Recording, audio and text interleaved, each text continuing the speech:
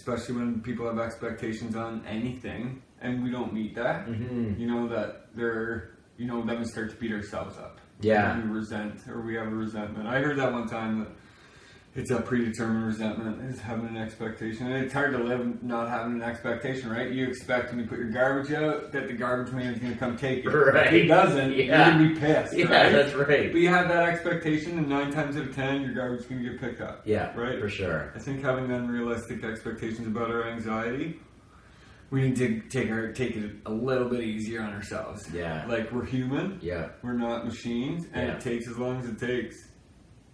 Day by day. There's no timeline. It's not a race. It's at our own pace, right? Yeah. It's not a race. I think that's incredibly important when we talk about expectations in yourself and in other people. Just kind of, you know, be easier on yourself, but be easier on others too. I mean, see it from a place of like understanding. Try to be understanding rather than understood. Right. You know, like try to look at it from an understanding place instead of always wanting to be understood what your expectations are. If they don't meet your expectations, try to understand why they didn't meet your expectations. Right. You know, I think that's more so with two people or, you know, people in general, right? Yeah. Not so much on ourselves, but my thoughts. Yeah, no, I agree with you. I think that expectations I've still had some trouble with this past 6 months, and I definitely need to sort of be easier on other people and maybe expect less from myself and other people at times. Sure. Session 5 was perfect timing.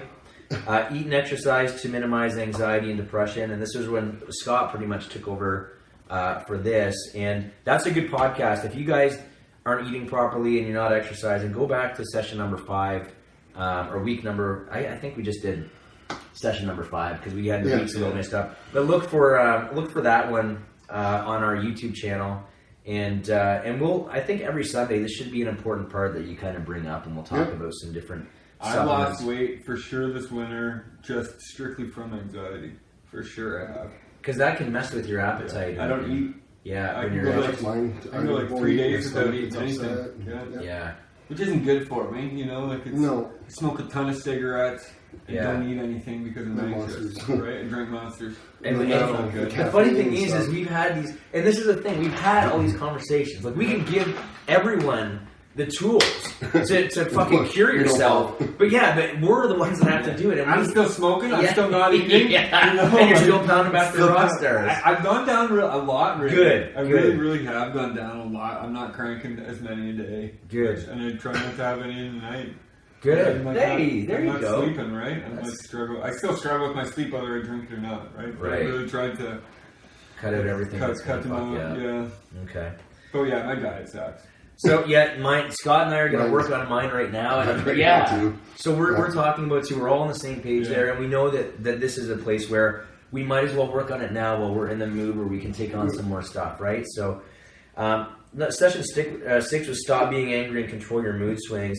In this one, we talked about taking the 10 seconds or even the 24 hours and taking, rather than reacting to someone that pisses you off or something that pisses you off, respond. And by responding, it means just kind of let it go for a little bit. Don't let your emotions take control of you and think it through before you act. And I tell you, I'm still having trouble with that when I'm driving. Oh, yeah. I get pissed off, and road rage is my probably worst thing for anger. I get really pissy with people that piss me off on the road.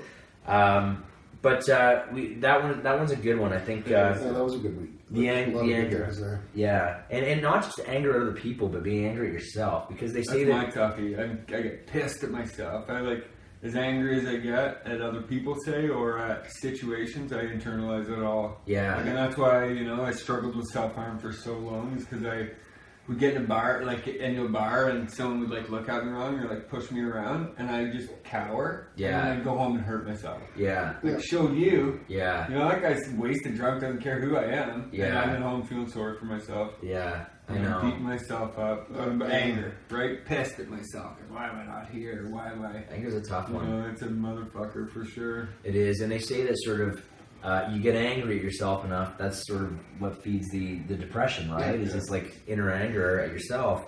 That was similar to me, Paulie, as well. Taking it out on yourself. I fucking hate that that's my thing, is I take it out on me, right? Yeah, well, that comes from high expectations too, right? Expecting so much from yourself and then getting angry when you don't deliver. Yeah. A lot of that. So, And the mood swings, I mean, I think I've gotten a little better with the mood swings. However, same thing with look outside. Yeah. If it's snowing and it's negative temperatures, I'm probably not in the best mood. Yeah. I'll try to be there for you, but I'm probably I'm probably moody. Leave me alone. Yeah. However, the one thing I have noticed is I put all that shit aside when you're around. Like when I'm around my daughter or other people's kids, they just brighten my world. Yeah. Yeah. Like when you watch a little toddler, that's the only thing. I think part of the reason I struggle in the winter now in my 30s is probably because I don't have a family right here. I mean, I do have a little family, and I have family here, but I don't have my own in this house that I can, take care of. And I think it's like feel accomplished, right? Yeah, and just it makes the little smiles of the So I mean, it gets harder as you get older, and I think that's a tough thing for single people too. Yeah. So anyways, session 7 was assertive behavior. So this is where we talk about going easier on people, but that doesn't mean letting people walk on you. Right? Yeah, and that's the balance again, right? Is instead of being angry, being assertive. So like when we talk about taking the 24-hour break when you get upset and not yelling at someone and giving them some time, you want to as respond if you're still hurt by it, respond assertively rather than angry. So that just means standing your ground and not getting angry about it, not letting your emotions take control. Don't change your tone of voice. Don't get worked up. Don't let your heart rate. Don't snap. I still snap from time to time. Yeah. It happens way less than it did. Oh, yeah. So progress, not perfection. That's right.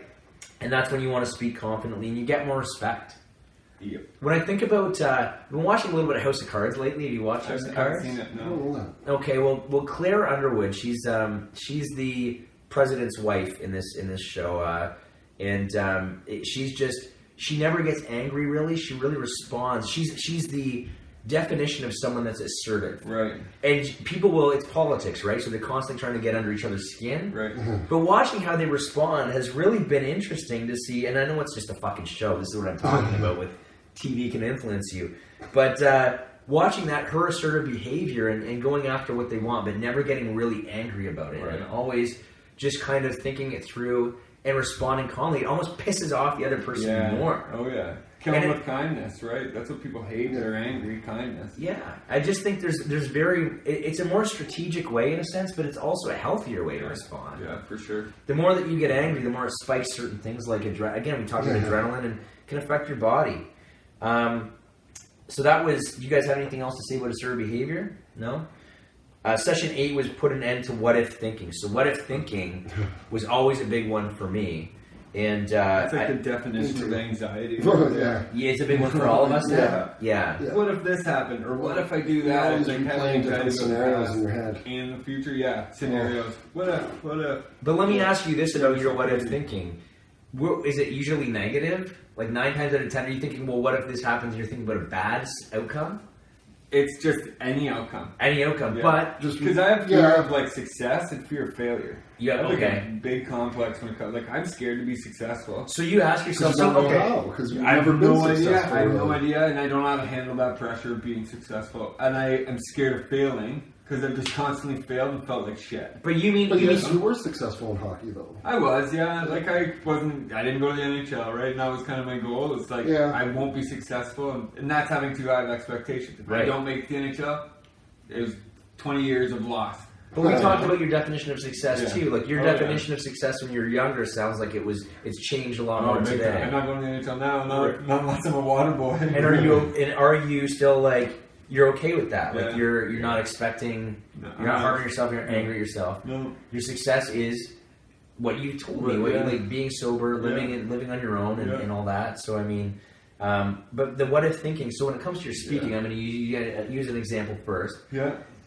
Is this where your fear of success becomes like, well, what if I become a massive speaker and what if I can't handle it? Like, is that what you think? Yeah, for sure. Okay, so your what if thinking is still like, see, what I'm trying to get at here with the what if thinking is turning it into a positive, but if you're afraid of success, you're still thinking positively and that's still scaring you. Oh, yeah, for sure. What happens? What happens if in the next 2 months I get 25 speaking engagements booked?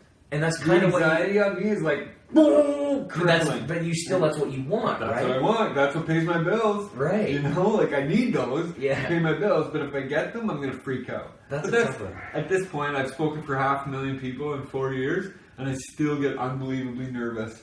Of course. I just feel North Bay. Hands are like killing me the whole time because I'm just like rubbing them together. They're full of sweat. Yeah. And I've done it 1,000 times before, and I'm still right now like, oh God. Yeah. What if they don't like me? I know. I have this new thing now that I kind of just started thinking about. Even if I'm a shitty speaker, they're going to go home and talk about mental health. Yeah. They're going to talk about, hey, we saw a shitty speaker talk about mental health tonight. Yeah. They're still going to talk about mental health. Yeah. You know? Now it's not about you, so it's not about me at all. But they probably think you're a great speaker. They probably do. It's just It doesn't matter if they think I'm a good speaker or not. I just want the message to be out there, right? Like about mental health. And if I'm a shitty speaker, hopefully we'll go home and talk about mental health. Yeah. You know?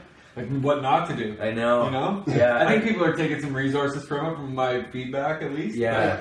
I got put on the spot.